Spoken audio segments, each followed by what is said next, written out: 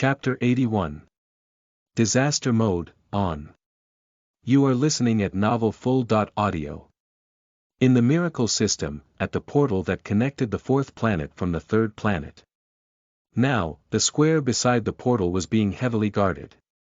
If someone wanted to enter, they must go through DNA testing. There was a high tower on the side of the square closer to the portal where the 12 representatives of the permanent member countries were seated. Han carried his bag into the square, found a remote corner and stood there. About 100,000 soldiers will enter the extinction domain. The majority of them don't have alternate dimension storage, so they were all carrying bags of varying sizes, and Han wasn't really conspicuous in the crowd. However, this situation did not last long. Many fighters held a photo of Han and were looking for him. After all, his head was worth 1 billion GC, which was without question an enormous share of wealth for young espers. As long as they could kill Han in the relic, they can live the rest of their lives comfortably. Han didn't try to hide because of this. The world has always been this way, whatever should come will come eventually, and there's no way around it. Prior to coming to the A.19, Han was already clear of the situation he would be facing. Time passed slowly. After about an hour, all contestants finally gathered, and those representatives of the 12 permanent member countries sat on the high stage, looking at those present young people from above. Because the Milky Way meet was held on Mang Republic's territory this time, it was Prime Minister Doyle who was asked to give the speech. First, there was obviously a speech encouraging young contestants to fight bravely, but when Doyle got to the most important part about rewards, everyone at the scene raised their ears and started to listen carefully. Doyle with the goatee said with a smile, "Now, we will get to the rewards which you guys all care the most about. As everyone knows, A.7, A.19, A.21, these 3 extinction domains have always been the battlefield for you young people. Where the young espers of Milky Way spread your wings and get recognized by the entire Milky Way. Besides fame, we also prepared generous rewards for you guys. The rules stay the same, all blueprints, pedigree, intelligent tools, must be handed to the Alliance, the rest of the loots will be divided equally between you and the Alliance. Things like plants and minerals, regardless of how much you bring out, they all belong to you. Among the 3 relics that only allow young espers to enter, A.19 has the highest output of goods. Everyone here is extremely lucky. From the first day this relic was opened, as long as they got out of there alive, no one has returned empty-handed. Everyone began to get excited, taking such a big risk to enter the ruins. Honor was one thing, but more people came here for the benefits. As to the distribution rules, to be simply put, the most important output needed to be handed to the Alliance, the second most valuable output will be divided between the Alliance and the contestant, and the least important ones will be given to the espers. With a sudden change in tone, Doyle said seriously, "Since things like blueprints, even if you take it out of the relic you will have to hand them to the Alliance, you guys might think that it's meaningless to even go look for these. But if that's the case, then you will be very wrong. As long as you can bring out the blueprints, any future profit that comes with the blueprint, you will earn 2% of it. In addition, the final ranking for this exploration will be based on the quality and quantity of loots that you can bring out. According to the latest rules of the Alliance, the rewards of this exploration event are doubled. The first 300 soldiers will each receive a frigate as reward. The top 100 soldiers will gain a destroyer as reward. The top 30 soldiers will be each rewarded a cruiser.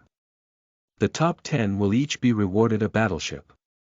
The top 3 will each be rewarded a dreadnought-ranked battleship. The first place esper will be rewarded an aircraft carrier. While this time the atmosphere became thoroughly boiled, the soldiers were screaming as if they got chicken blood injected into them. The reward specification exactly doubled. Last time, Kolake came in 9th place and was only rewarded a frigate, and if he's ranked 9th this time, he would have gotten a battleship. Battleships were the absolute main force of all major imperial fleets, costing a few hundred million or even more than 1 billion GC. As for the dreadnoughts rewarded to the top 3, it was the enhanced version of Battleship-class starships. One ship could carry 100,000 crew members, and it costed tens of billions of GC. As for the aircraft carrier, among the 13,000 human nations in the entire Milky Way, no more than 30 were in possession of one. The majority were under the command of the 12 permanent members, and its cost was not less than 50 billion GC. The Milky Way meet this year was actually preparing to reward the first-place Esper, a powerful aircraft carrier. That was no longer a matter of money, because carriers required the most advanced technology out of all the battleships. Only the 12 permanent members could manufacture these high-level ships. Although other countries also had carriers, they were all given by the 12 permanent members. Han smiled. If you take out a blueprint you can earn 2% of the profit. This was equally amazing. In theory, if the blueprint was for an advanced piece of artillery, then if people manufactured it and sold it in the future, you could earn probably around a few 100,000 GC for each unit, and if they make 10,000 a year and make billions of GC of profit, then you can earn 100 million as well. It will be the same digits of earning every year from then on. The Milky Way was really a place where profit comes first. Every pressure exam, billions of young soldiers put their lives on the line just to get into the finals, totally disregarding the risk of dying just for this enormous potential profit. At the square, all soldiers were fired up. Maybe because of the attraction of enormous interests, the attention on Han decreased a bit, but that was still not good. Among the 100,000 opponents, even if there was 10,000, 1,000, or even 100 people that were deliberately wanting to kill Han, that was already enough for him to deal with. Doyle felt that the atmosphere and moral had been pumped up to a good level. He raised his hands up high to gesture silence, and said in a deep voice, "Now I, representing the Milky Way Alliance, officially announce the A.19 Extinction Domain Exploration event has begun. There's only one road ahead of you guys, and it is the advance bravely. The entire Milky Way is watching you guys. And looking forward to your wonderful performance. Representing the most outstanding espers in Milky Way, I believe that you are all the best." When the portal was activated, the giant army of 100,000 espers entered, following the order of the score ranking of the previous pressure exam. Han was coincidentally in the middle, but the ones at the very front are those espers that were ranked low. After all, in the extremely dangerous extinction domain, putting the weakest at the front was meant for them to be used as sacrifices. But at this moment, everyone has all been dazzled by the bright future portrayed by Doyle. No one could stop them, and they were all fighting to get in first. No one realized that in the past exploration events, the survival rate was never higher than 50%. In other words, out of the 100,000 participants, at least 50,000 will die inside the extinction domain. Han followed the crowd and entered the portal. The technology used to construct the portal was kind of like the transition engine, and it was also setting up a channel between the 2 points. It was just that this portal, called a star gate, was fixed in position. The circular center of the star gate was the intermediate point between time and space. Like a water curtain, people won't feel anything crossing, but the scene in front of them will suddenly change. Han found himself by the side of a deep cave going down. A few meters in front under his foot was a bottomless pit, and above sat 4 giant sculptures. The sculptures were over 10,000 meters high, depicting the image of 4 soldiers. They all inserted the sharp sword in their hand into the cave. With cold eyes, one of them were occupying the north, south, east, and west corners. All the soldiers coming in made the scene reminiscent of ants at the food of 4 gods, being tightly stared down by them. What surprised Han more was, the method to entering the relic was actually jumping straight into the abyss. He just saw those overly excited young espers shouting loudly, then suddenly jumped into the bottomless abyss, soon disappearing into the darkness. What should come will eventually come, and now that he was already here, why the hell was he still hesitating? Han gritted his teeth, went back a few steps, then suddenly exerted force through his legs and started sprinting. Rushed into the air, Han quickly grabbed something back from his backpack and held it in his hand. Pop! At the same time, He also opened the automatic drug kit that was tied to his left arm. 100,000 young fighters have all entered the Star Gate, and all 12 representatives were preparing to leave. Each of them had a laptop with them. A number and a map full of red dots on the screen showed the number of survivors in the A-19. In extinction domains, communication signals were blocked, and the only usable signal was a life signal, which collected the life ripples of soldiers to predict how many soldiers were still alive. On the screen, the red dots were rapidly decreasing, each red dot represented the life of an Esper. Maybe they were killed by dark beasts, maybe they were murdered by other contestants, or unfortunately stepped on a trap in the relic and died. Other than the witnesses at the scene, no one could possibly know. Isn't this speed a bit too quick? The A.19 was just activated for a minute, and we already lost 1,000 soldiers. Prime Minister Owen from the Griffith Federal shouted in a hoarse voice. Not just him, everyone had noticed that the death of soldiers in this event far exceeded the past exploration events. About 20,000 Espers jumped down the cave, and of those people, 1,300 instantly died from something. It just passed 3,000. Shit. Something's not right. We must stop those soldiers that got into the Star Gate but haven't jumped into the extinction domain yet. There seems to be a mutation inside the domain. Stop those who haven't entered. Then what happened to the people that already entered? Leave them to die. We can first investigate the situation to see what's wrong first, then let the remaining group enter. The situation right now is very abnormal, the fatality rate is exponentially higher than the rate in the past. Stop arguing. Just when you guys were talking, we have already lost 5,000 soldiers. That can't be right. 3 minutes, 5,000 people. Don't they know that when they just entered the relic, they need to team up and kill enemies instead of starting to kill each other? No one answered, the entire scene was silent. How did those participants not know that when they just enter the relic, they will encounter the attack of a wave of dark beasts? Based on past experiences, the stronger the dark beasts, the deeper they will hide in the relic, and those that were guarding at the entrance could rarely pose a big threat to the huge number of human soldiers entering together. But this time was apparently different from the past. In just 3 minutes, 5,000 soldiers were killed, and this extraordinary rate could only mean one thing. A huge problem appeared inside the extinction domain. But what could be the problem? Everyone went in, and 10,000 people were already killed. The Prime Minister Pastor of the Gainlead Republic swallowed a deep breath and said with a pale face, "It has only been 5 minutes, and the death rate is already at 10%, I'm afraid that this year's Milky Way meet will be an unprecedented catastrophe. Sorry guys, there will be only one release today. I think I got a cold today so I was asleep for most part of the day. I will try to make it up to you guys tomorrow, and thank you Jacob O for your generous donation today. I will try to get those 4 chapters out by this Saturday, sorry for the wait man. K. Bach to sleep, bye." Chapter 82. The Tragic Siege. You are listening at novelfull.audio.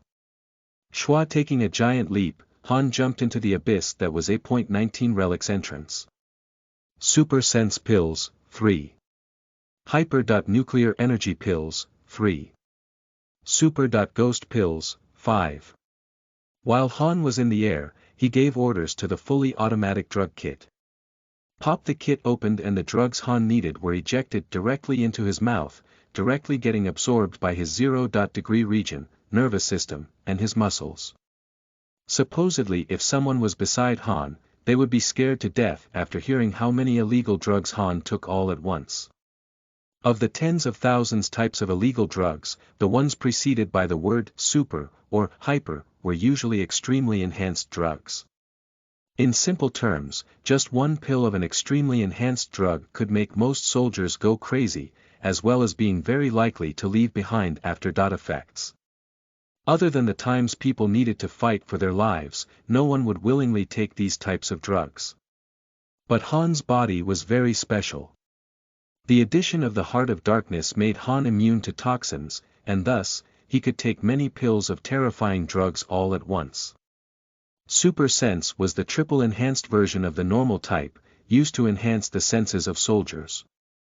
After taking it, soldiers will become extremely sensitive to the surrounding environment to the point where one could even sense the air turbulence of an ant moving. Hyper. Energy was the enhanced version of the source energy strengthening drug, and after taking it, the power source index will drastically increase. As a by-product, it also increases the attack power of soldiers.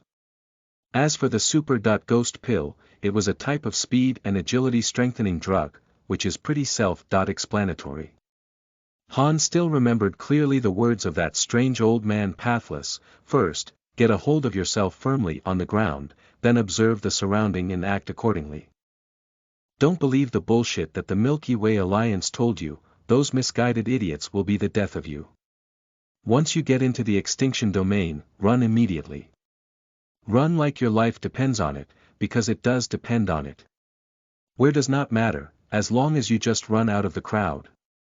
That's why Han took a particularly large amount of Super Ghosts, 5 full pills, capable of at least tripling or quadrupling Han's movement and agility. It was all in order to run faster. With his right hand behind his specially modified backpack, he would be able to press a button that caused the things inside the backpack to drop downward into Han's hands, allowing for easy access. The surrounding became darker and darker. Han could already hear people around him breathing heavily but can't see their figures. Gently touching his right eye, Eye of Darkness, activate. Shwa. When Han opened his right eye again, it had completely turned black. The strength that came with the Heart of Darkness was great. When concentrated into his arm, Han could use Dark Fist. When concentrated on his eye, it allowed him to acquire unparalleled sight in the dark. Under the Eye of Darkness, all the soldiers beside Han became like diagrams. Red lines represented blood vessels, white lines were the source energy flow paths, and the brightest region inside the brain was their 0-degree brain region. Without question, the Eye of Darkness was an excellent ability, and under its vision, whoever had a higher level, their 0-degree brain region would appear brighter. Their body also emitting stronger light than others. Maybe he was approaching the bottom, but Han felt a strange power slowing down his drop speed.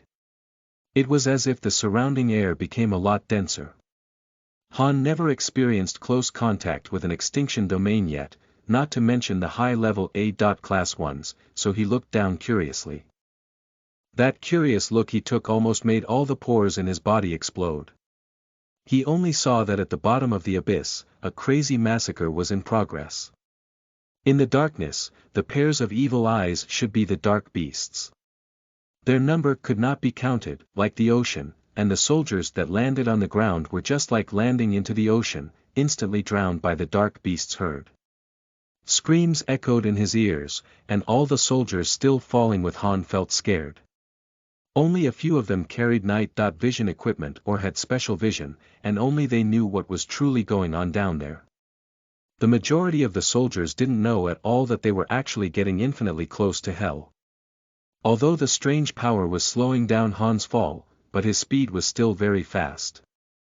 From noticing something wrong to landing on the ground, it was just around 2 seconds. Han noticed that it felt a bit sticky under his foot, and then he realized that he stepped on the fresh blood of the already dead soldiers. The A.19 relic, since the moment it got activated, has been carrying out giant massacres. And there was no signs of the end, just more tragedies. ARH.WO. A few dark beasts nearby that were waiting for prey immediately charged at Han. Han didn't make a sound and started running immediately. Aiming for the head of the dark beast right in front of him, he gathered dark energy and threw out his fist. Dark Descent, punch. Boom! Han's punch landed right on the fangs of that beast, directly tearing apart its mouth followed by its entire body. Han did not dare to slow down, and ran like crazy towards the front, using his dark fist whenever he met a dark beast, not considering saving his energy at all. At the same time, several screams came from behind Han. They belonged to the soldiers that landed at the same time as him. They were besieged and their lives were at stake. In comparison, there was a big difference between Han and them, and that was how Han had already prepared. Because of the 1 billion GC bounty on his head, Han knew very clear, the moment he entered the relic he would be attacked by everyone, whether they were humans or beasts. That was why Han took the drugs in the air, prepared a few tricks to escape and also used his darkness vision and carefully observed the surroundings. So the moment Han landed he started to run non-stop, run desperately and disregarding everything else. But the majority of the soldiers did not expect the extinction domain exploration even to begin with such tragic start, so they died right away. Pathless once said, once inside the relic, it is necessary to fight with 100% of the effort. Unfortunately, that old monster Pathless didn't know how cruel the exploration event this time is.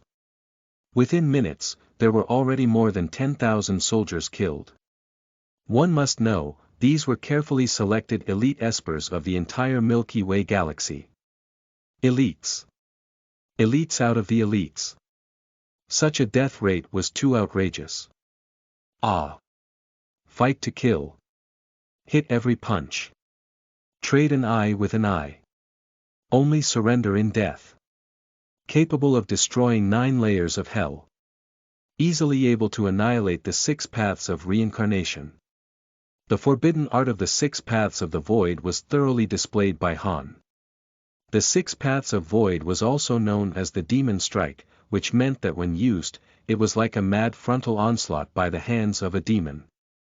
And coincidentally, the situation Han was in right now was where if he doesn't become a mad demon, then he won't be able to live. Too many, the number of dark beasts were way too many. Overwhelmed, Han has no way to run, no way to retreat, and the only chance was to blaze a new trail of blood. Han fully activated his power of darkness. Not just Han's right eye and fist, under the desperate muster of strength, Han's entire right arm had turned pitch black.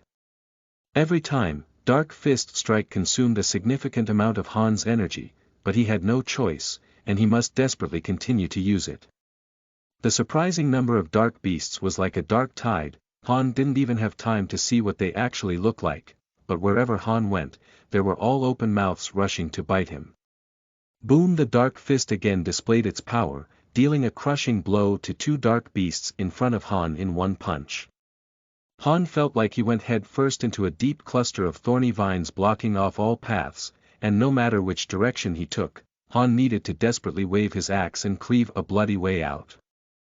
What was more troublesome was that although Han's Dark Fist had terrifying strength that was capable of destroying the dark beasts in his path, these monsters weren't afraid of death at all, and every second there would be more beasts leaping towards Han. Han's physical energy was depleting at an unimaginable rate and he knew that it was not a way out to just kill the beasts, because he could kill 100 dark beasts, 1,000 dark beasts, but he could never kill the ferocious enemies whose units were measured in millions. Eye of Darkness. During the fight, Han looked around. He just saw a palace inside the darkness, an area of dozens of square kilometers, surrounded by a lot of forks in the road that lead to unknown destinations. On Han's right-hand side, there was a group of powerful soldiers. They slaughtered a bloody way out, and a lot of soldiers were following them and cooperating.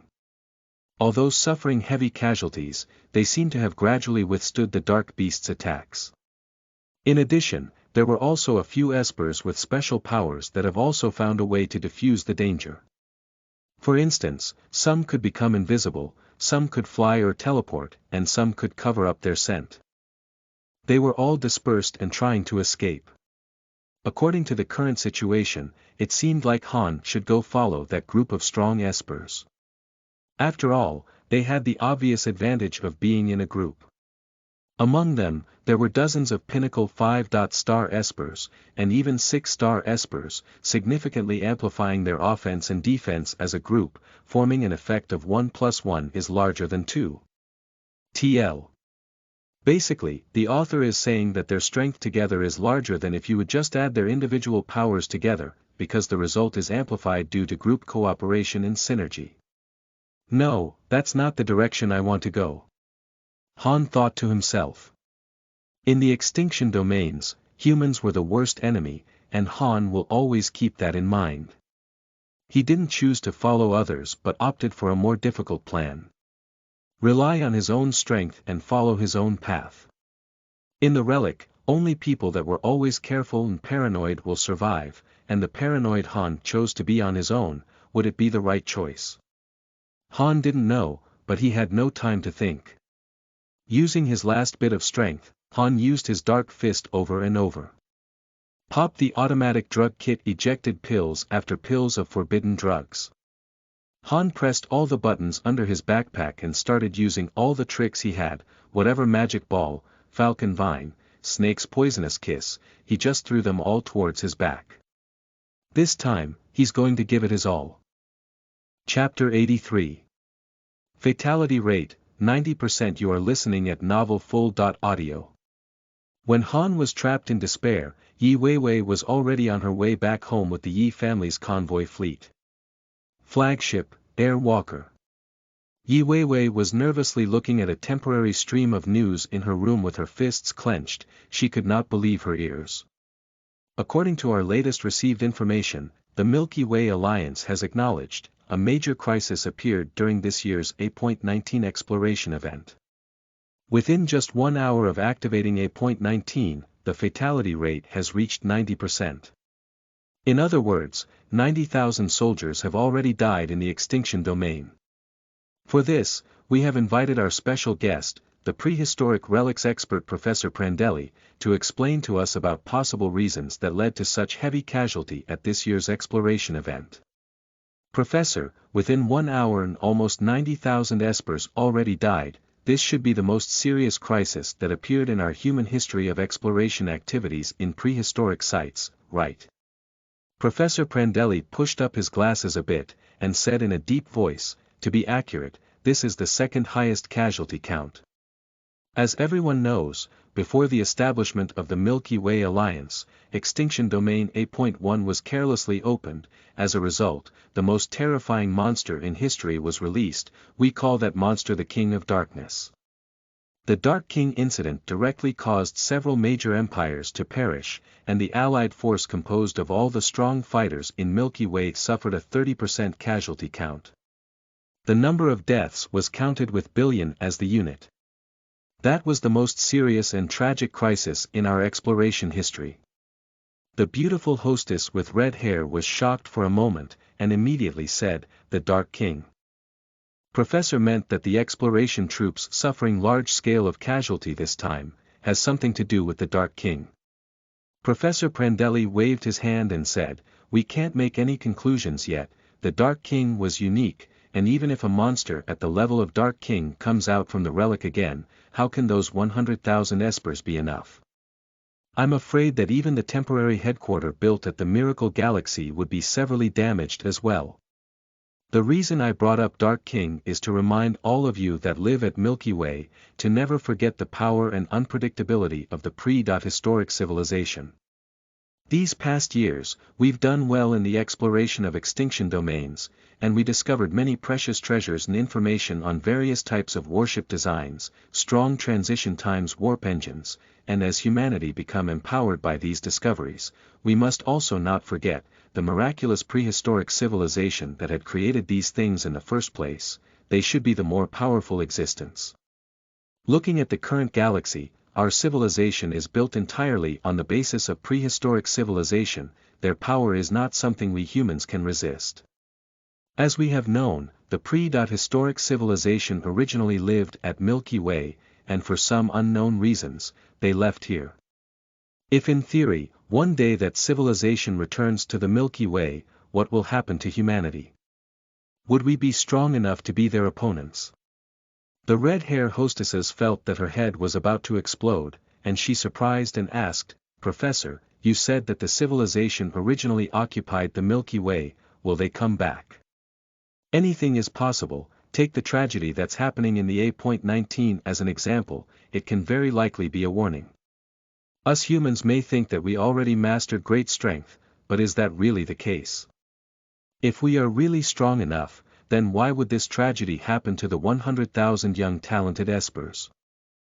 We must know, these people are all the strongest young geniuses in Milky Way. Such a loss is no doubt a heavy hit for all countries of the Milky Way alliance. This Professor Prandelli was clearly a pessimist, and the red-haired hostess might have felt that the news may get too sensational, so she directed the conversation back to what's happening inside of A.19. Professor, let's first talk about what's happening right now. Within an hour 90,000 young talents have been killed. Could it be because the dark beasts inside the domain suddenly got stronger? If yes, what could have possibly triggered this change? The hostess asked. Professor Prandelli said with a serious face, something must have gone wrong on the inside of the extinction domain, but the key is that this is the A.19 relic. We cannot send a regular army into it, because the A.19 is one of the strangest among all the A.class relics. A.7, A.19, A.21, these three relics have been the battlefield that the prehistoric civilization used to train their young soldiers, so the entrance of the relic has an age limit. There's also another limit for how many people can be sent in at once. The moment that the relic closes, no one can activate it again, and we have no choice but to wait until 1 month after. The survivors inside the relic will be automatically teleported out. The hostess hastily asked, Professor, what number of young soldiers you estimate can survive this tragedy? It's hard to say, and the only advice I can give everyone is to pray. Will anyone be able to survive from this tragedy? With luck, maybe 1 or 2 survivors. 1 hour led to the death of 90% of the fighters. This difficulty and intensity is beyond imagination. Now, other than praying for the protection of gods, we can't do anything. Schwa watching until here, Yi Weiwei could no longer bear it. She crushed the screen with a punch, and cursed loudly, gods. Damn the gods. Han won't die for sure. Yi Weiwei's small body started trembling lightly. She did not know why she got so angry. Did it matter to her whether Han was dead or alive? No, right? No. Peng Yi Weiwei pushed open the door, bit down on her lips and rushed into her bedroom. Immediately, waves of sighs could be heard coming out of the living room.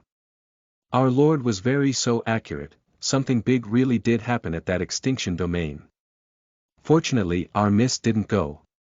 Although Miss didn't go, Han's still trapped inside. Sigh.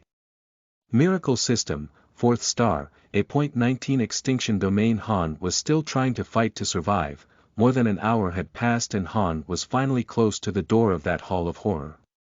After non-stop killing this whole way, Han had long been exhausted.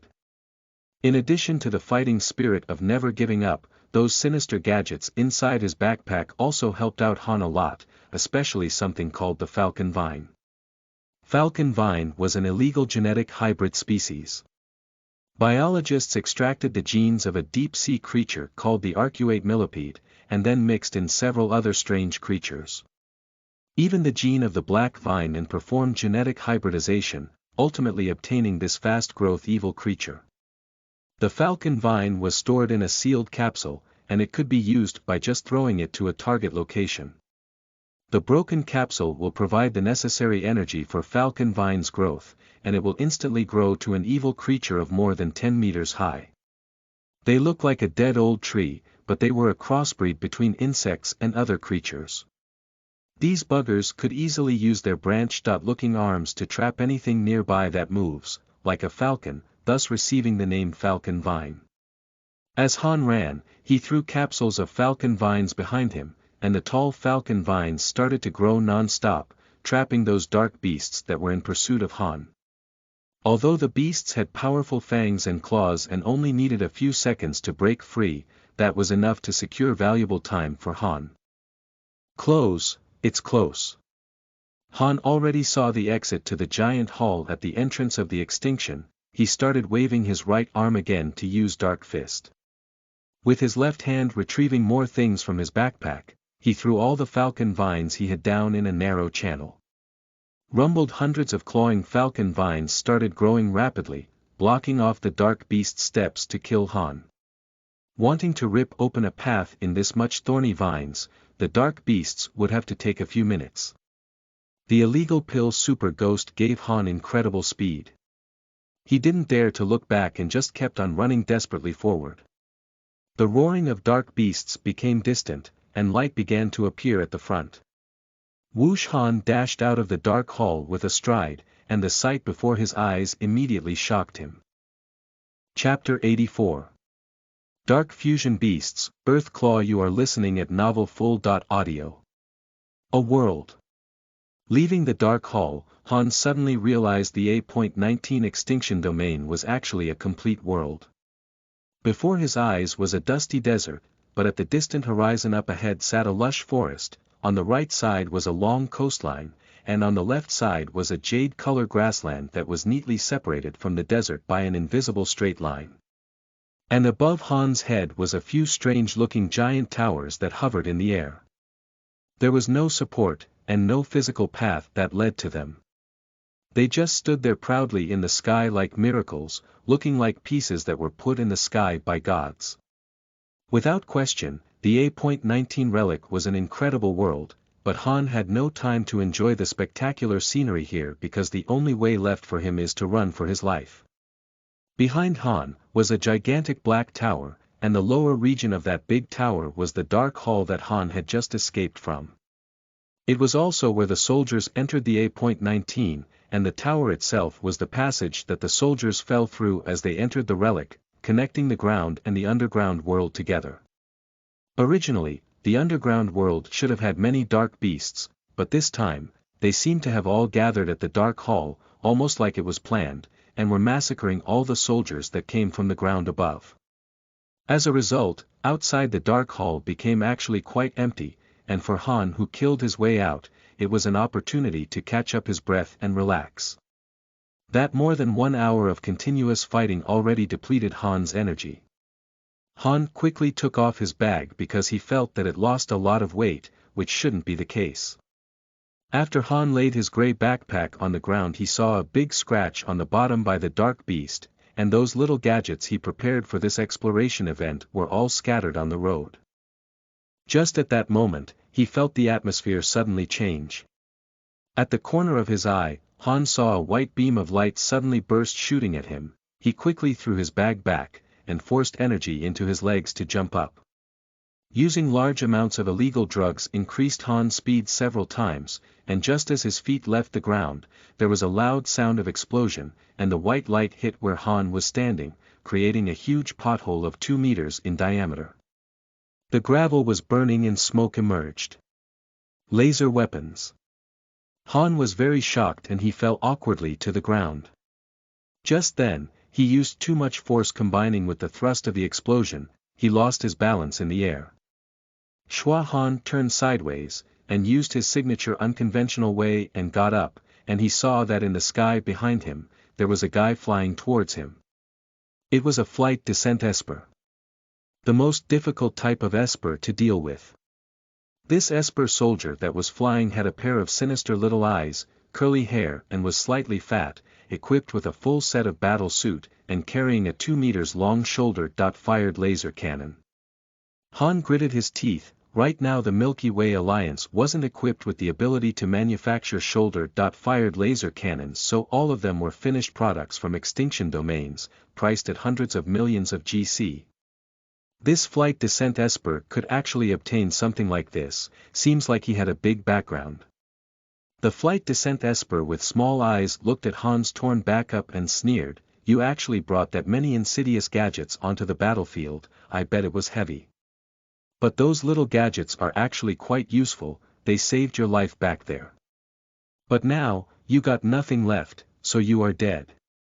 Han noticed the badge on that guy's chest and said in a deep voice, "So you are from Sally Empire, no wonder you will attack me."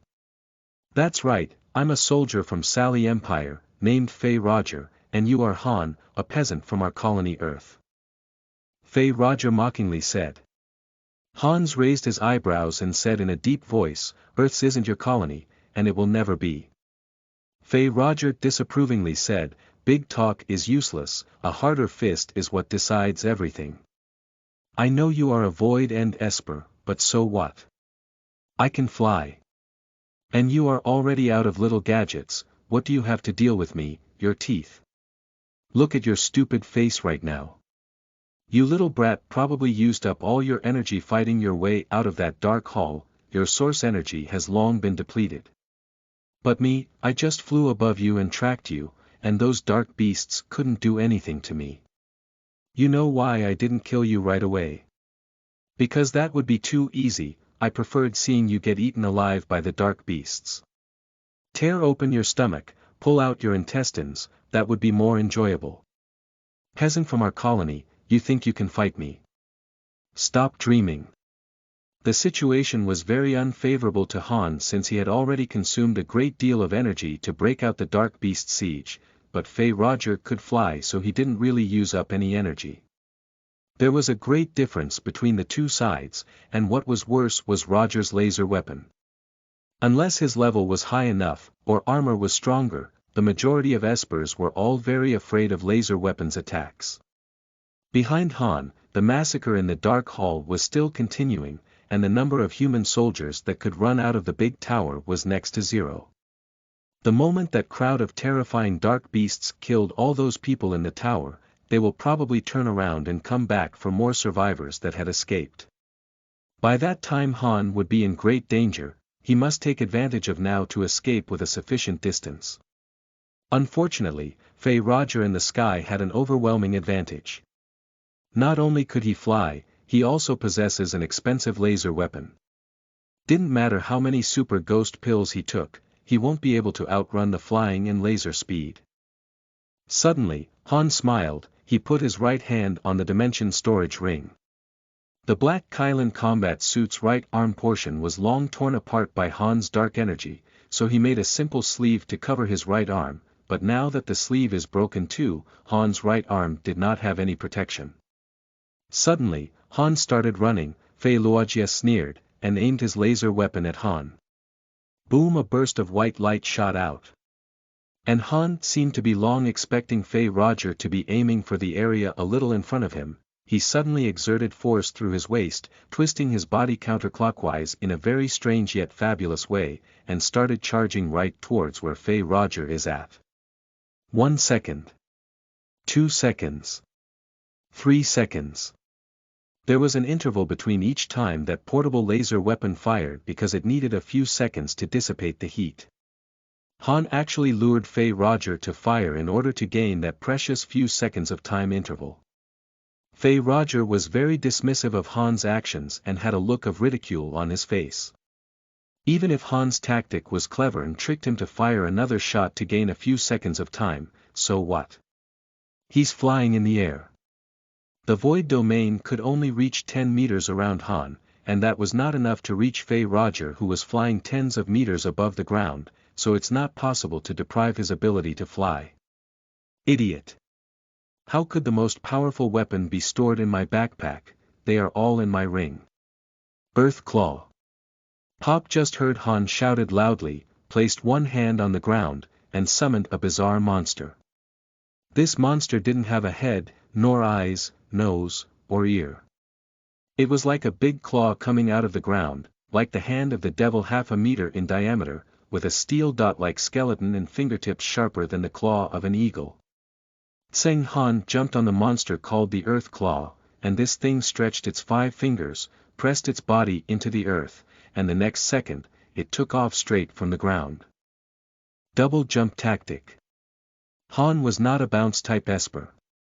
Of course he couldn't jump tens of meters high, but he can take advantage of the powerful jump of Earth Claw to get double the explosive strength. When Earth Claw prepared to jump, Han also crouched down, and Earth Claw suddenly took off the ground. Han followed Earth Claw's rhythm and summoned his full strength. Tseng, a very ordinary man, actually jumped straight into the sky like a taut spring.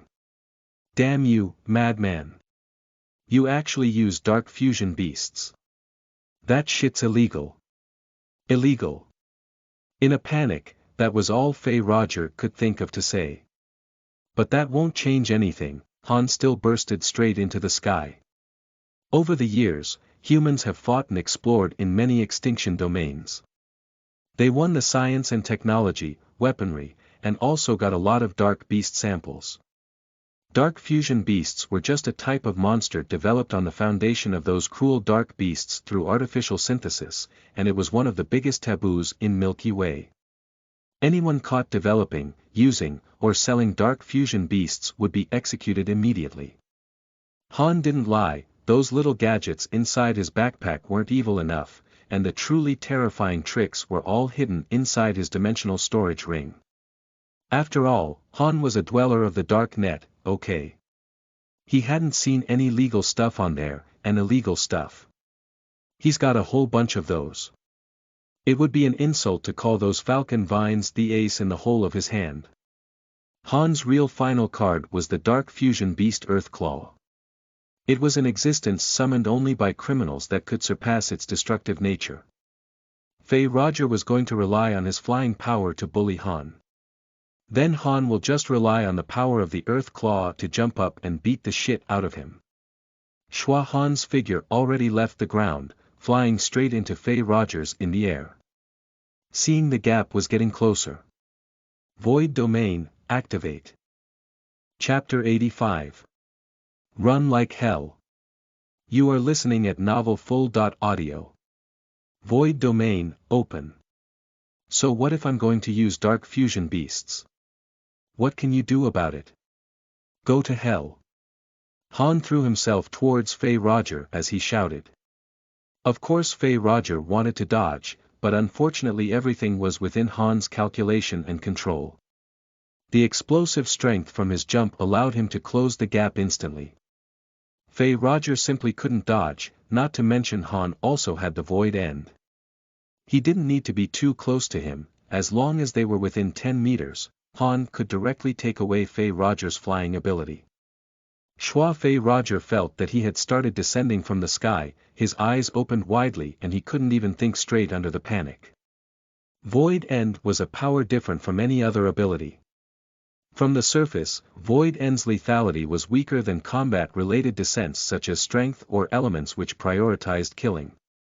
But Void End had an additional evil element in comparison to these powers, depriving the opponents of their ability, turning the powerful enemy to an ordinary soldier with no abilities at all. Only a few people could withstand the shock. Void End will force the enemies into a state of panic, and the next step was to simply take advantage of the panic and chaos, and take their life. The Fei Roger that lost his flying ability was grabbed by Han, and saw a fist flying towards him. Dark Fist, punch. Hong. Hong. Hong. I hate scum like you the most. Since you have the powerful laser weapon, why didn't you go save the lives of your comrades? Hong. Hong. Hong. Just for some damn bounty, you can fucking let your comrades die. Hong. Hong. Hong. Selfish despicable idiot, I will kill you. Ha shouted while his punches fell like raindrops, smashing the Fei Roger in the air back to the ground. Han could understand why Fei Roger didn't save other countries' soldiers, but what he didn't understand was why did this guy even abandon his teammates. If it was Ching Zhong, Xian Beige, Parker, or any comrades from Earth that was here with Han, if Han had the ability then he would save them for sure. He would never leave his brothers behind so he could run away, because they will help each other out, and depend on each other through life and death, that was brotherhood. But Fei Roger, he had the ability to fly and a powerful laser weapon, yet he left all the comrades that came to A.19 with him just to kill Han. Just for that so-called bounty. What a dick move. No amount of money could be exchanged for brothers' lives. He doesn't even understand such basic logic. In short, this flying guy disgusted Han, so Han unleashed all his anger onto him, smashed him down directly from the sky with punches, even breaking that bastard's skull. Pang! Han summoned great strength into his arm, and threw Fei Roger's dead body onto the ground. Han still used his very unconventional and wild moves to do a roll to break the fall. He took the portable laser cannon from Roger's dead body, and also broke his fingers to take off a yellow dimensional storage ring. Fei Roger could bring this 2-meter-long laser weapon onto the battlefield, so it probably meant that he had a lot of goodies in his dimension ring. The ring itself was probably better than Han's little 1-meter cube storage space anyways. Just when Han was checking out the ring, someone appeared out of thin air. He was as thin as a mantis, with 2 round eyes and a braid on his head. He was a stealth-type Esper and had been hidden in the vicinity of Han, so he just witnessed that scene of Han killing Fei Roger. Han pressed one hand against the ground and was ready to summon the dark fusion beast Earthclaw again. But this very thin young soldier hastily waved and said, "My name is Lance, and I mean no harm towards you. Nor do I care about that little bounty on you. The reason I lifted stealth was just to tell you, you were very right, this is an unprecedented crisis, and us survivors might have to all work together in order to walk out of here alive." Han hesitated for a moment, and then gently nodded his head. Lance took a look at Fei Roger, and said in a deep voice, "Fei Roger was the nephew of Levi, the Sally Empire's chancellery. Levi can't have kids, so Fei Roger was almost like his son. If the news that you killed his nephew got out, then the consequence will be very serious." Han packed up the things he got from Fei Roger before looking up and stating, "I killed him because he deserved it. That's right, I wouldn't want to team up with his kind of people. He's not qualified." Lance nodded. Rumble suddenly, a loud noise came from behind from the dark hall. It was a ferocious herd howl of the dark beasts. "Shit! These dark beasts are about to come out. Let's hurry and run." Looking at Han, Lance said in a deep voice, "I can't help you escape, take care. But if both you and me can survive today and meet again, then maybe we can cooperate. Okay, you take care too." After Han finished, he jumped onto the Earthclaw's back, and this huge black claw carried Han and started running in a very strange way, faster than a rabbit, leaving only a trail of yellow dust in the desert.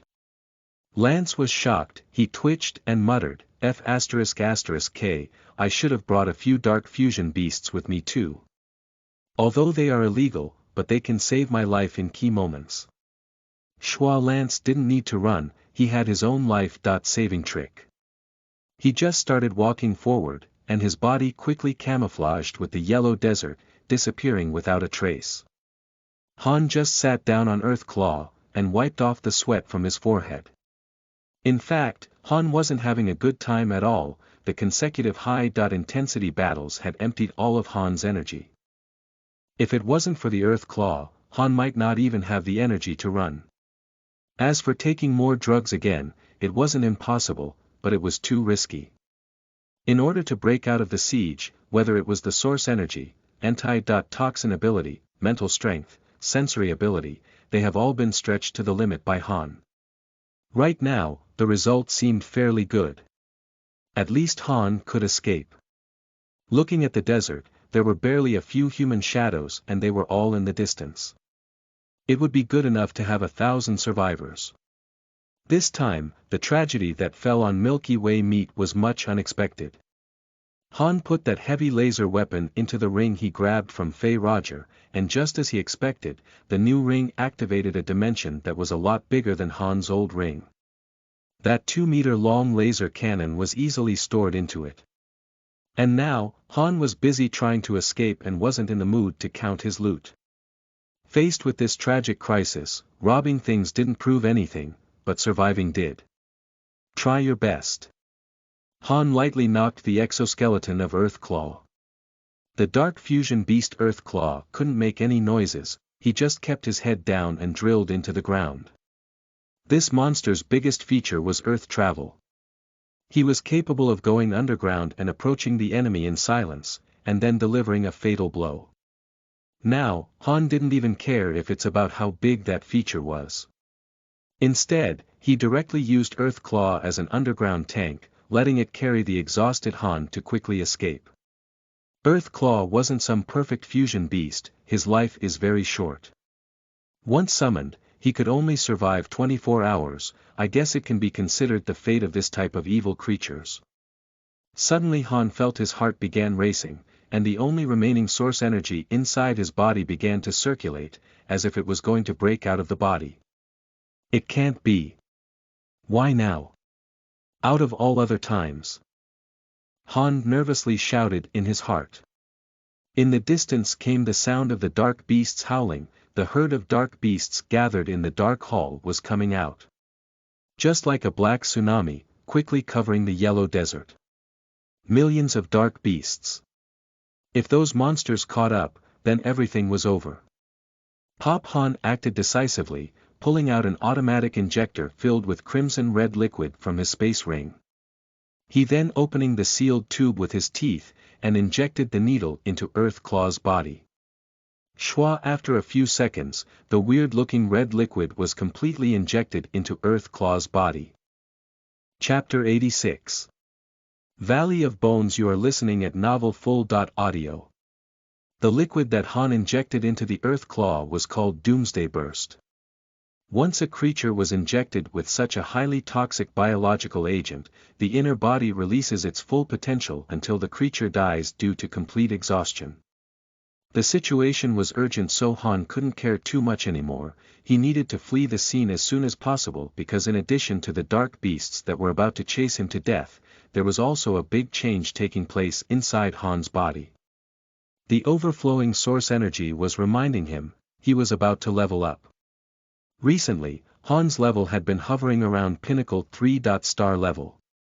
Life was a bitch, for the whole way Han was training as hard as possible and still couldn't reach 4-stars, yet right after entering the extinction domain, before he even got to take a break, he was already about to level up. Maybe it was the intense battles and the drugs that amplified Han's source energy that broke the barrier between 3 and 4 stars. In short, Han's feeling was getting stronger. He was about to enter 4 stars. Under normal circumstances, leveling up was a cause for celebration.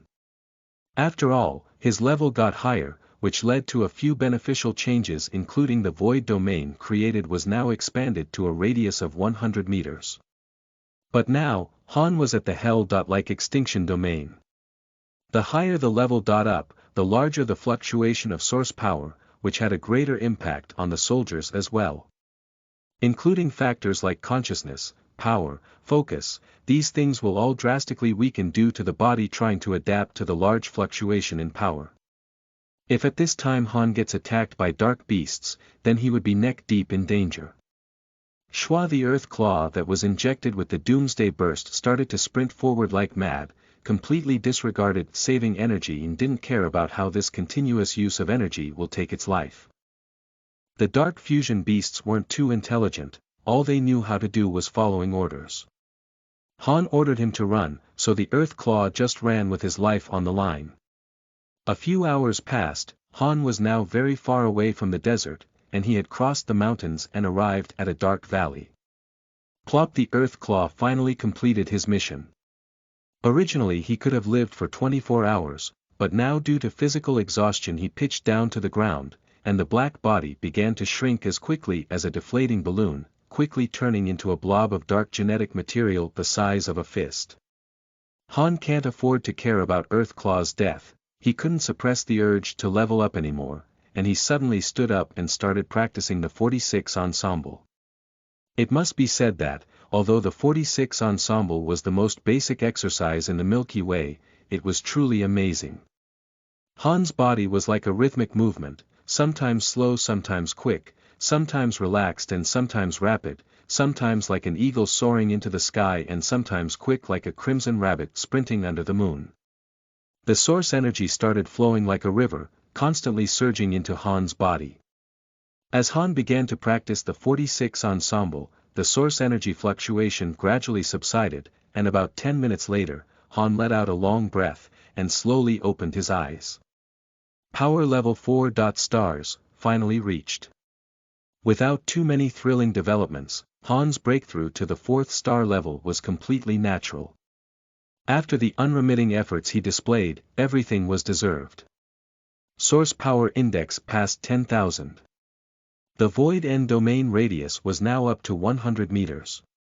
This was an upgrade caused by the increase in source energy. When the source power was accumulated to a certain extent, it will achieve the effect of gene lock, pushing espers to suddenly take a huge step forward, and that was called crossing the level barrier. Having his level increased, Han felt like everything about him had refreshed. His 0-degree brain region expanded to become equipped with higher strength, which actually offset the large amount of source energy consumed previously, allowing Han to regain his full strength and make him feel alive again. Han didn't have time to celebrate the unexpected level increase. He observed the surroundings and couldn't help but gasped. The valley in front of Han's eyes wasn't a normal valley. At the top of the valley was actually a huge white skeleton left behind after the death of a giant monster. The spinal part reached at least a dozen kilometers, and the bones sideways across both ends of the valley should be sternum. Han was completely under the shadow of the huge bones. It seemed to be left behind by a giant snake. Han could only guess that these bones belonged to the star beasts from the legends, otherwise he couldn't possibly explain how a snake could grow to such surprising size. And in the sky above at the end of the valley, there floated a huge tower that was tens of thousands of meters from the ground, just hovering there. It was shocking. It was said, A.19 was where the prehistoric civilization trained their soldiers, and those floating towers were different training levels. If one could successfully enjoy the tower and get out, then the system programmed by the prehistoric civilization will give out really generous rewards. Inside the relic A.19, these floating towers were called dominant tests. Because their existences were obvious, everyone can see them. There were also some hidden tests, and it was said to have even more lucrative returns, but they were not easy to find nor easily accessible. Those powerful nations in the Milky Way had sent professional teams to study the relics, and in their hands were some maps of the test levels that give the most loot. Thus, whenever the relic opened, they will carefully select soldiers to enter.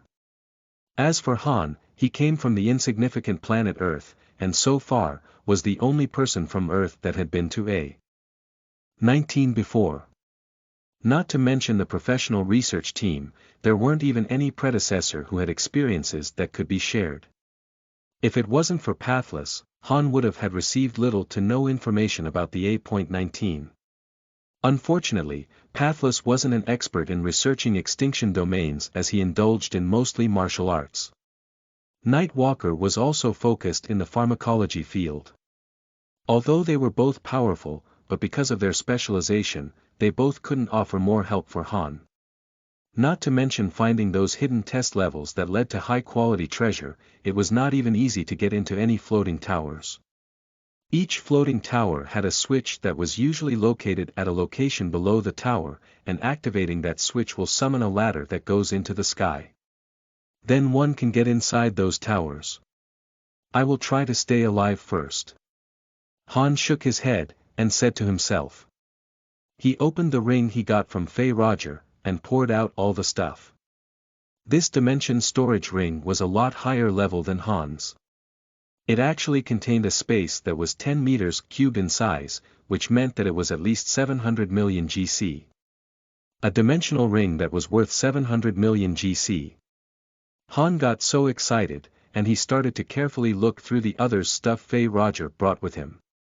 After all, this guy was the nephew of Sally Empire's chancellery. He had a lot of valuable stuff, he even carried cash and jewelry with him. But, Fay Roger was a spoiled young man after all. A lot of things on him were not useful for Han, like all kinds of delicious cuisine, gorgeous silk jackets, pretty little sheepskin boots, and even makeup for men. These things were all thrown away by Han. Han did some mental math. The ring itself plus the laser cannon, plus the jewelry and some other weapons, the overall value was at least 900 million GC, no doubt a huge harvest. It was really troublesome to commit robbery in today's society. Han was sure that a spoiled guy like Fay Roger will at least have a couple hundred million GC in his bank account, but unfortunately Han couldn't get his hands on his bank account as well, which is quite sad. After quickly checking again and packing up everything, Han was about to hit the road. At that moment he saw the earth claw that has huddled into a little ball. He let out a gentle sigh, dug a hole on the right side of the valley, buried it, and picked up a few rocks and made a mark. The world says that you are an evil synthetic life, but in my eyes, regardless of whether you are evil or good, you saved my life. I'm sorry, I had no choice but to inject Doomsday Burst into you, otherwise you could have lived a few more hours. Thanks for your help, I'm going now, you stay here and rest in peace. Han mumbled a few words, and accelerated his steps to rush towards the end of the valley. The silent valley and giant skeleton above his head gave Han a very creepy feeling. Thinking about the countless dark beasts that are currently chasing and killing the rest of the human survivors, Han's sense of crisis got even stronger. 30 days. One needed to survive in this hellish environment for 30 days, it was no doubt a harsh test for all participants. Due to the sudden level up on the battlefield, Han's movement speed also increased a lot, and in a blink of an eye he arrived at the end of the valley and saw that huge white skeleton monster's head resting in the dirt. It was a very strange-looking head, with sharp edges. The rows of fangs were even taller than Han, shining a pale color under the sun. Han guessed, if the owner of these bones was really a snake, then it would be a truly terrifying monster snake. Even after passing away millions of years ago, its remains still released a murderous aura. That mouthful of sharp fangs, it couldn't be known how many enemies were killed by them. Escape was his priority. Han didn't dare to stay here any longer. Just as he prepared to leave the valley, he saw something red inside that monster snake's bones. Being driven by curiosity, Han got closer and looked through the slit between the monster's teeth. Inside the skull grew some red beans that were shining. That color was bright red like fresh blood. Chapter 87. Aeon Blood Seep. You are listening at novelfull.audio. The small, red beans gave Han a feeling of familiarity. He had seen them somewhere before. It should have been in that pharmacology book that Nightwalker gave him. Could it be Aeon Blood Seep? TL. Aeon is tens of thousands of years. Han scratched his chin, and said to himself, I can't be that lucky. Aeon Blood Seep is something formed when the earth absorbed the blood of powerful espers. It's super rare, but here.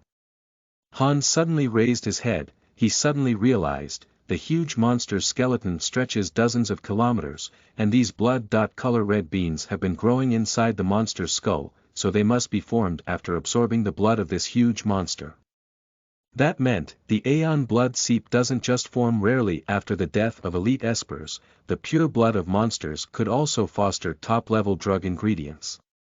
Looking around, there were a lot of footprints left behind by dark beasts. It was still clear. From that, it could be predicted that the places that grew Aeon Blood Seep usually had large amount of dark beasts gathering under normal conditions, making harvesting a difficult task. But now, all the dark beasts inside the A.19 were gathered at the Dark Hall to massacre human invaders, leaving other places in the relic empty. That actually gave Han the perfect opportunity to stop by and harvest these precious Aeon Blood Seeps. Han got in through the crack at the monster's skull, and picked up an Aeon Blood Seep to start studying it. It couldn't be wrong, the six-leafed plant that grew fruits like a drop of blood, the fruit shined and there seems to be blood flowing on the inside. It had a light fragrance, looked light but was actually as heavy as a steel bead. These were all features of Aeon Blood Seep. Blood Seep was a powerful purifier-type drug, and it could also be used as a valuable neutralizing agent for drugs. On the Galactic Dark Net, 1 drop of Aeon Blood Seep can be sold for at least 1 million GC, and there was always demand but little supply. Han saw those clumps of red blood drops and was very pleasantly surprised. There were at least a few hundred drops, and he could just harvest them all himself. In fact, dead bodies of high-level espers had always been precious treasures that were hard to get. Power crystals may have formed in their brain, and blood seeps might have grown at the place that buried the body. Some scientists on the Dark Net can even dismantle the dead bodies to make sinful drugs. Like the 0-degree region repair potion that Liu used in the past, that was from refining extracted brain fluids from living warriors, the method was very cruel. Of course, after being exposed by the Dark Net for so long, Han already felt natural towards these illegal activities. He actually had a better understanding of the dark world than the normal world. Han began to harvest these blood seeps. These valuable plants were very special. Once the fruit has been picked, the plant will immediately wither down to the root, and never grow back again. After this harvest, if someone else comes here later on, then all they see would be empty ground with nothing here. Usually, the blood seeps that came from Esper's refined blood, having one plant was good enough. But these blood seeps were formed from giant star beasts, that's why there was an incredible amount of it. As for the difference between blood seeps that formed from espers and beasts in the pharmacological field, Han wasn't very clear, and this question will be left for the true expert Night Walker to solve. 732 drops. After Han finished counting these precious blood seeps, he placed them into the storage ring. Inside the ring was an vacuum environment, so he was not scared of these blood seeps rotting.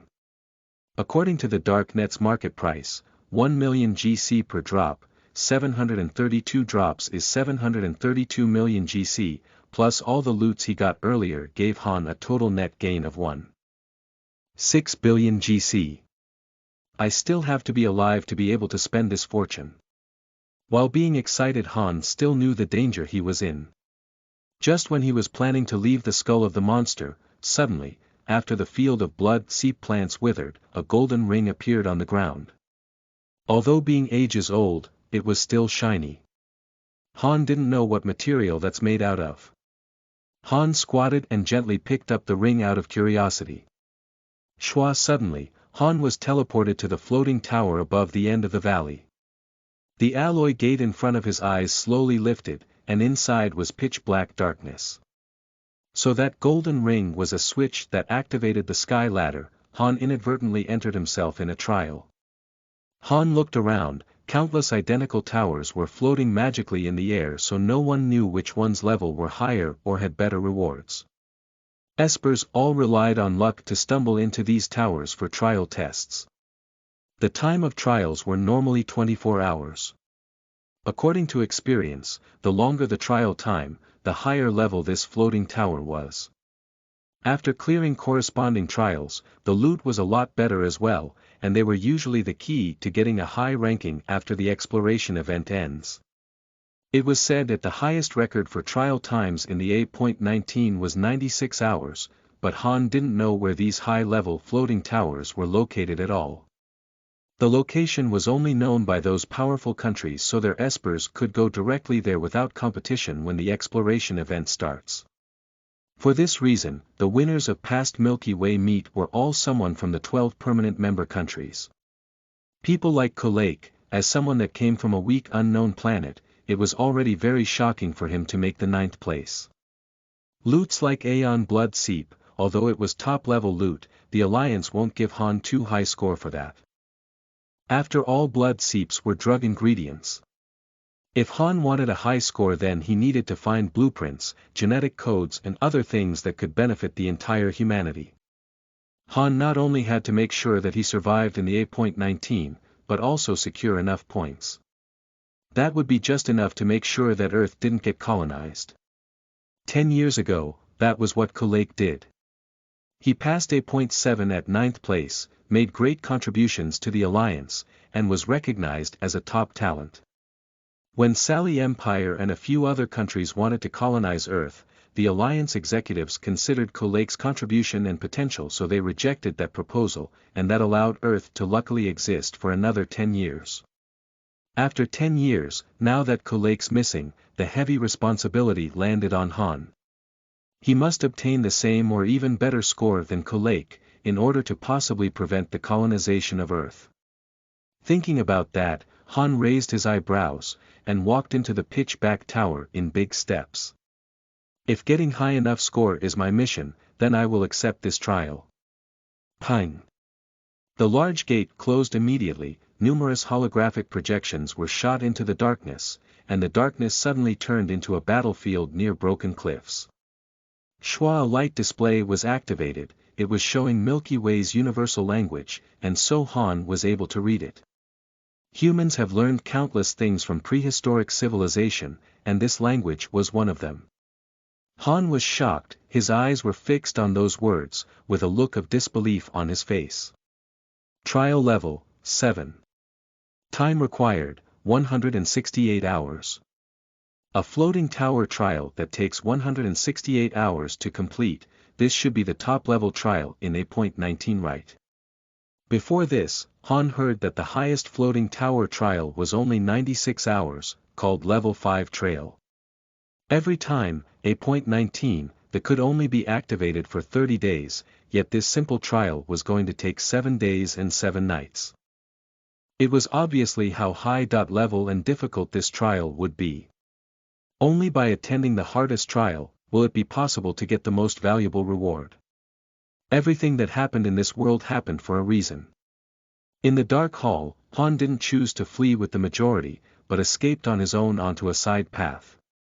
This side path took Han to the Skeleton Valley, found him valuable blood seeps. After harvesting the blood seeps, the hidden sky ladder appeared, and Han then came to this level 7 trial. All of which happened since the moment he picked a path that no one else walked. If since the very beginning, Han made choices similar to others, then how would he be lucky enough to end up here? Han smiled, his finger gently touched the Start button on the screen. Now, he really wants to know, the top-level trials left behind by the prehistoric civilization, what was it going to be like? Once cleared, what would be the reward? Hi guys, sorry about the website today, we were under constant attack, so we apologize for the inconvenience. Anyways, I'm not sure when you guys will be able to see this, but thank you Jacob O for sponsoring these 2 bonus and the past 2 bonus chapters. Awesome, we have cleared our bonus chapter queue again. Chapter 88. Killing Machine. You are listening at novelfull.audio. Yi Family's Convoy Fleet, Flagship, Class Airwalk. The sailing continued. Yi Weiwei shut herself inside her room. 24 hours had passed since that news report on the big crisis in 8.19. Yi Weiwei almost didn't eat anything, and she was simply depressed to the extreme. After all, she was just a silly little girl. Yi Weiwei didn't know what happened to her. All she knew was that it felt like as if she had lost something very important. The moment she closed her eyes, Han's shadow was everywhere in her brain. Maybe it was because Han gave her something that no one else could, and that was freedom. Beside Han, Yi Weiwei could wear a dress, pick up a playful puppy, and do a lot of things that she always wanted to do but couldn't. This gradually formed a type of attachment. Lying in bed, tossing and turning, Yi Weiwei took out her laptop and started watching the live news. Right now, all the eyes of the Milky Way were on the tragedy that happened at 8.19. The hostess said hastily, according to our latest information received, the Milky Way Alliance officially announced, 24 hours after Extinction Domain 8.19 was activated, the casualty count reached 98.1%. This means, among the 100,000 young talents, only 1,900 are still alive. Right now, please welcome our special guest, Professor Prandelli, to explain to us, what this number really means. And among the survivors, how many can really make it through the remaining 29 days? The old professor scratched his head, and said in a deep voice, to be honest, we should be glad that the 100,000 espers were not all killed. After all, when the relic was just activated, the casualty count was already that high. Right now, I have reason to believe, the survivors have already left the entrance point, which was the Dark Hall. As we all know, once out of the Dark Hall, they will be facing the dimension world fabricated by the prehistoric civilization with high-level technology. This world is very vast, although it is still dangerous, it won't be a complete slaughter like what happened at the Dark Hall. So, these 1,900 espers still have a chance to survive until the extinction domain deactivates. Besides, those soldiers that survived are all elites. The majority of the lower level or weaker power espers might have already been eliminated. In conclusion, I'm still cautiously pessimistic about the result after 29 days. After all, it's still a long way to go, and no one really know what's really happening inside 8.19. The hostess quickly asked, Professor, you just said that leaving the Dark Hall means temporary safety, can you introduce to us more about the inside of an extinction domain? The old professor nodded. Overall, a .19 relic is like a complete world, and it is not too different than the world we live in. I've mentioned the entrance point, which is the Dark Hall. After the hall and before the relic world, will be a temporary safety period. The real threat is that the world inside the relic doesn't remain the same. As time passes, more and more hidden entrances or switches will be revealed, which are originally opportunities for espers to find a lot of priceless treasures and blueprints. But at the same time, more dark beasts, and things even stronger than dark beasts will also appear in the extinction domain. This is like a gradual process of increasing difficulty.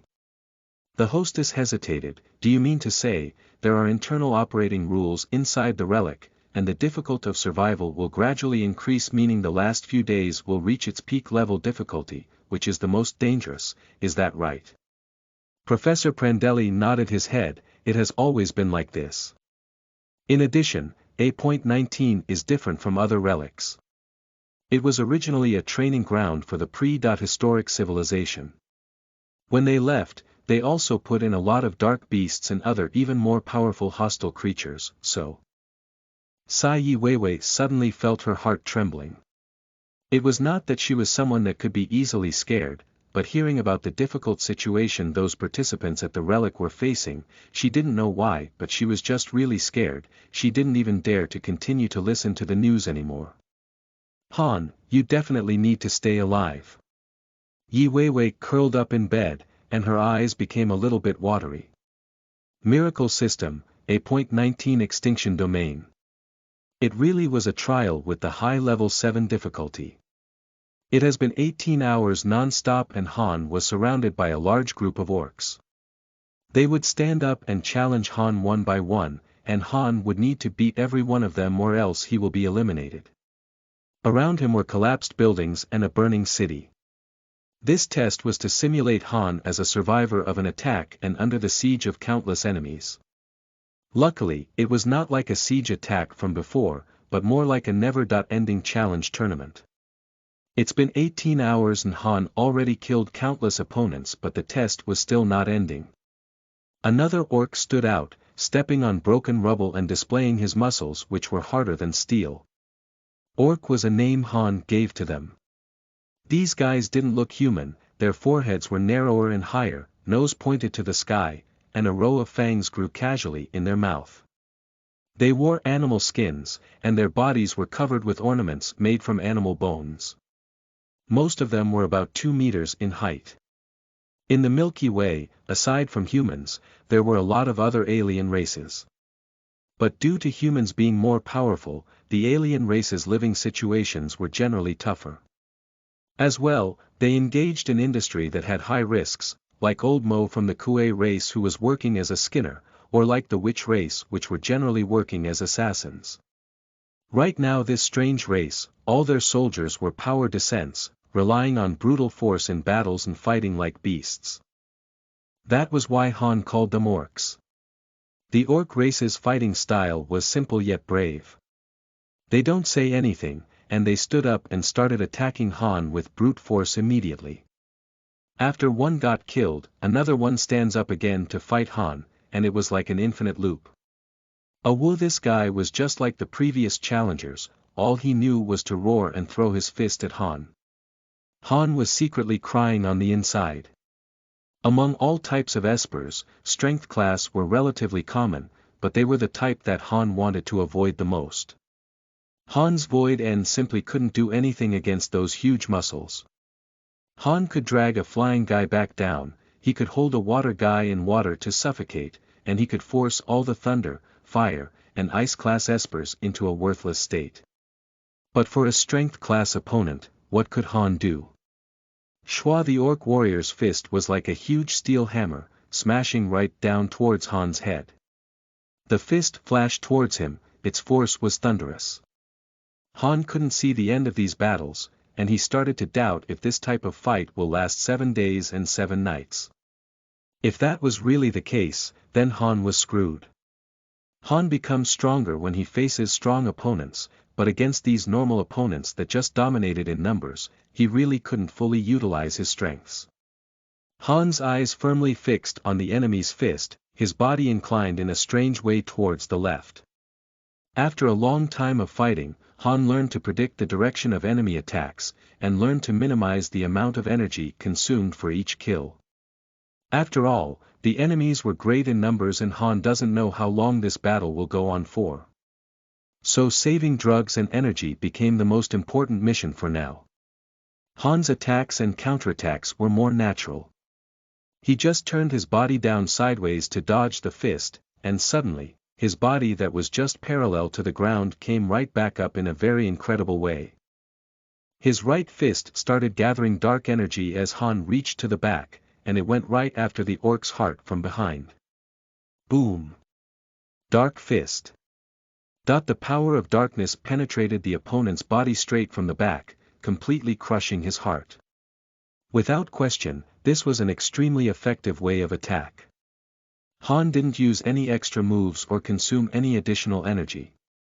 Han only used one punch to hit the most critical place, and one punch was enough to take the opponent's life. Unknowingly, Han's killing techniques was improving at an insane rate. Han's dark fist was powerful, but in the past, Han always used full force to make sure that one punch was enough to shatter the enemies in pieces, blowing up like a balloon. But now that he needs to conserve energy, Han couldn't use full force anymore, but rather needed to cleverly use his energy, and kill using the most effective, most efficient, and fastest way. Are you guys done yet? Fine, again. I will kill you all sooner or later. Han shouted. He was also trying to raise his own morale. After all, it was already 18 hours of non-stop battle. Han doesn't even remember how many people he killed. In comparison, the stress he had to endure from the pressure exam was nothing. The methods that the pre-historic civilization used to train their soldiers were a lot crueler than humans. Just when Han shouted that sentence and thought that the battle would just go on endlessly, the surroundings suddenly disappeared. Those long tusks ugly orcs disappeared too, and it was pitch black in the floating tower again. Instead, a screen lit up. 1,000 kills completed. Time taken, 18 hours 4 minutes 5 seconds. Evaluation. Beginner level killing machine. Han read the words on that screen. It seemed like he had unknowingly killed that many people. 1,000 kills took 18 hours and 4 minutes, so that's on average 1 minute per kill. Beginner killing machine. Han doesn't really like the title he was given. Suddenly, the screen flashed again, and the second dialogue appeared, and it directly shocked Han to the extent that he almost cried. After 4 hours, begin intermediate killing machine test target, 10,000 kills. Han finally realized, this level 7 floating tower, is a place that trains killing machines. He just finished killing 1,000 targets, and now 10,000. Hi guys, on May 31th, I will be leaving for Ghana for a volunteer project, so I'm not sure if I can handle too many bonus chapters. So before I go, I will bring back One Day Rush again, but the max will be kept at around 4.5 chapters. Also, thanks Jonathan H. for your kind words and generous donation. Hope you saw our reply email as well. We will release your sponsored chapter tomorrow because Black Bean Sauce has to edit 5 chapters for a new novel. Last BTW guys, if you shop on Amazon, you can click on our link and then do your shopping, and we will be commissioned too. Every $50 we earn, you guys will vote which novel you want the bonus chapter on. So you guys, normal shopping can get you bonus chapters too. Sleep time by. Chapter 89. For powerful cards in hand. You are listening at novelfull.audio. The room in the level 7 floating tower dimmed into darkness. Han sat down in the darkness, pulled out an automatic water collection cup and energy bar and started eating in small chunks. The China region on Earth was rich with people who had spoiled mouths, TL. As in they are very picky with food. Yet although Han was Chinese, his non-pickiness for food almost reached an outrageous extent. This time exploring the A.19, he only brought 2 things, water and energy bars. The water collection cup was a small and black light fiber texture cup. It could automatically collect moisture from the air and convert it into pure drinking water through its condensation system. As for the energy bar, it was a dark red emergency food that was rich in protein and all kinds of vitamins. A small bar was enough to ensure a soldier's energy consumption for a day. The vast majority of soldiers all hated this type of superiorly effective energy bars because it tasted so bad. It was like chewing up plastic, scentless and tasteless. It was designed that way so that when you eat you won't be discovered by monsters that had a keen sense of smell. Food that was like chewing on wax, Han was actually having a good time eating it. From a certain perspective you could say that he had high tolerance and could endure more hardship than an average soldier. Suddenly, eerie sounds came from the darkness. After the inside of the floating tower completely darkened, some lives hidden inside the tower began to appear. Eye of darkness. Han whispered inside his heart, and when he opened his right eye again, his eye had completely turned black. By observing with his dark power, Han saw many strange creatures. They were clearing up the battlefield, dragging those opponents that Han killed into the depths of the tower, into some sort of cleaning machine. There was the sound of bones and flesh getting minced. Han was shocked. So the existence of orcs was not virtual, but real. What he just killed were all living creatures.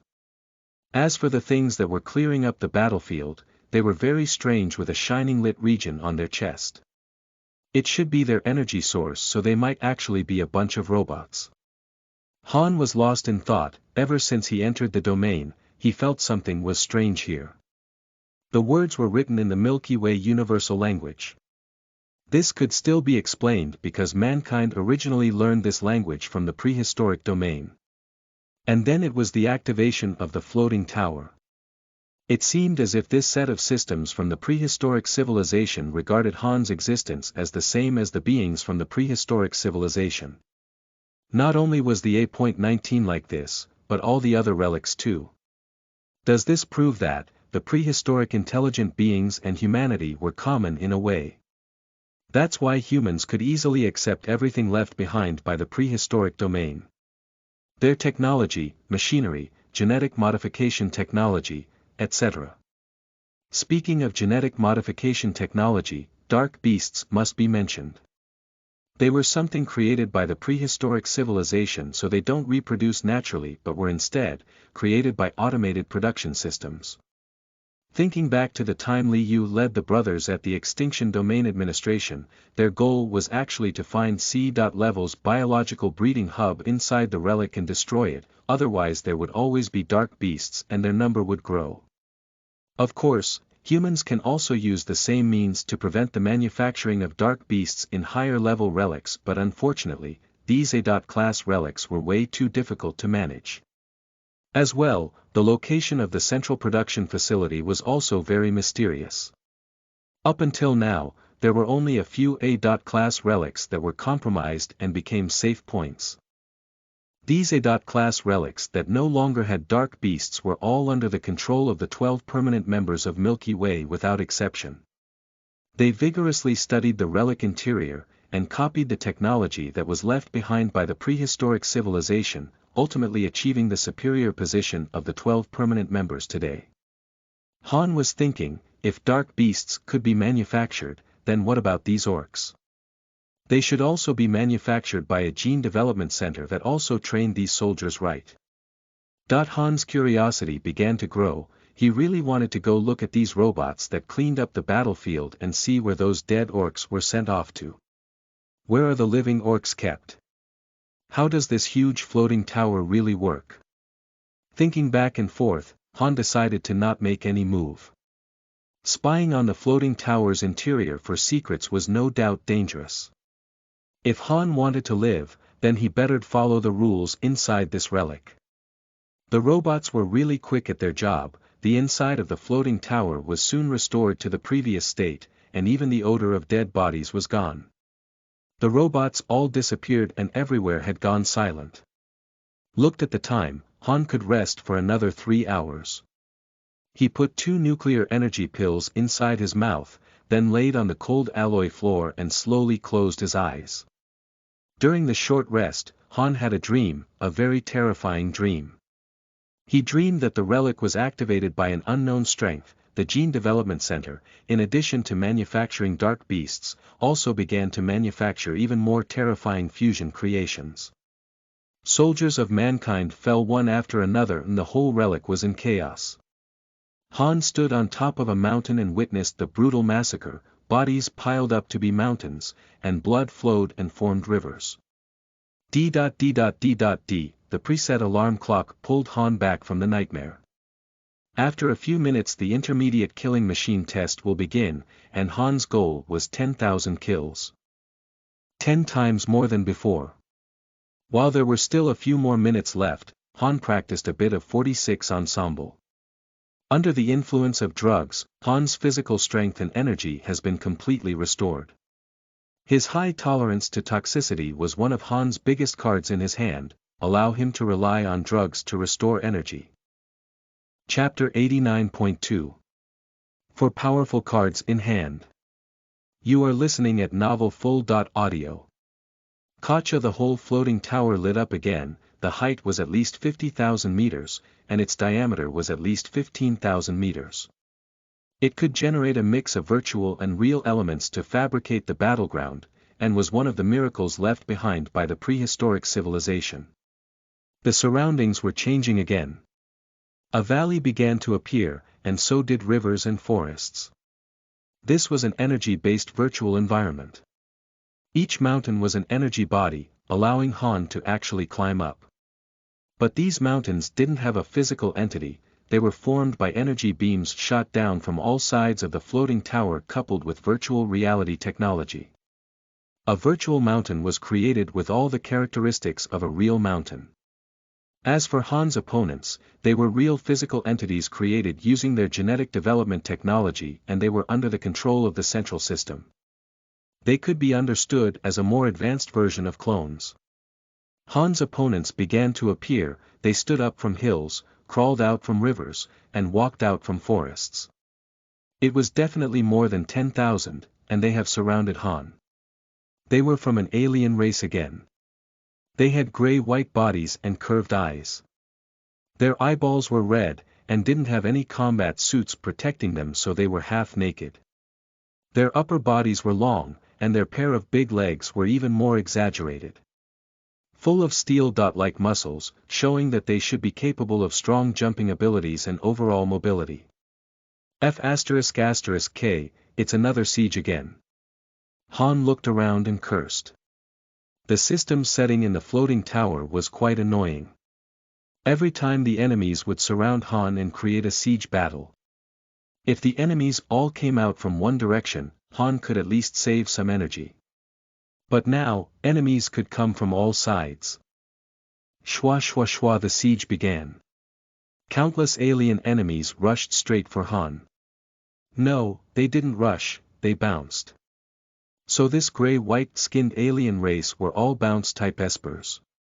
They were all like grasshoppers, capable of bouncing a few hundred meters high, so they could instantly bounce a few hundred meters to appear right in front of Han. Han was so angry that he wanted to curse. It was as if the floating tower had seen through Han's weakness and specifically picked opponents that countered Han's ability. Bounce-type espers' feature were their burst strength and momentum. This type of enemy was very annoying because momentum was a type of physical attack. Even if Han took away their power, they could still use the momentum they created through the initial bounce to rush to Han's face. Han gritted his teeth and his eyes became cold. His fingers lightly touched his ring, and a blade suddenly appeared in his hand. The Silver Moon Crescent Blade, the top-tier weapon from the Zizhu Empire. Han's dark power was really destructive, so Han not only broke the right arm portion of his combat suit, he even slightly bended this priceless weapon. But, Silver Moon Crescent Blade's edge was still sharp. In addition, Han didn't just have Void End, he also knew a forbidden martial art. The 6 Paths of the Void. They just saw Han's body twist in a very strange way, and the sharp edge in his hand approached the enemy in a completely unexpected angle and gently came into contact with them. The sharp edge immediately opened up a huge cut on the enemy's neck. The enemies would keep charging forward for a few meters, then collapse onto the ground, with their hand covering their neck as their body gradually become cold. Bounce-type espers still had a weakness. When they initiated their jump, they were like a bullet. Although very fast, but they move in a straight line and can't change their path in the air. Once they pass Han, they can't stop themselves immediately, and they would continue catapulting tens of meters before coming to a full stop. This just meant that the bounce-type espers were destined to be a live target in the air once they initiated a bounce. As long as Han was agile enough and his edge was sharp enough, he could take their lives before they landed on the ground again. And Han's void end wasn't completely useless. The 4-star Han could take away everyone's power within a 100-meter radius. These bounce-type enemies must catapult themselves outside of the 100-meter range, or else they won't be able to do anything anymore. And if bounce-type espers couldn't bounce, then their combat strength will be greatly reduced and they won't be an opponent for Han. Ginsi Han became completely mercilessly. Whether they were fusion beings or clones, he needed to kill them first. The enemies that bounced over were killed midair, and enemies that ran towards Han were killed before they even got close. In a blink of an eye, corpses were everywhere, and blood flowed like rivers.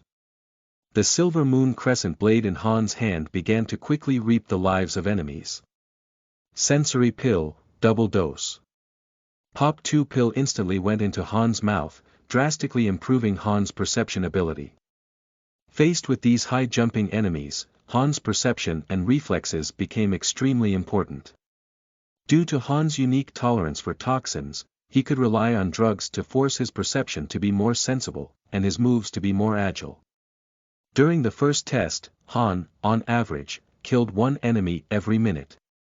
But this time, he was killing one every few seconds. Kill.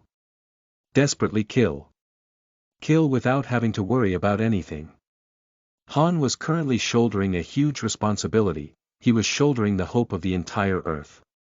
If becoming an emotionless killing machine was what it took to save Earth from being colonized, then Han will become the most merciless killer in the Zero Milky Way. He won't frown no matter how many he kills. In fact, Han's ability to kill was more powerful than he expected. Because he not only had the void end, but also the power of half of the Heart of Darkness, the power of 6 paths of void, and also the super tolerance for toxins. Exactly 4 powerful cards in hand.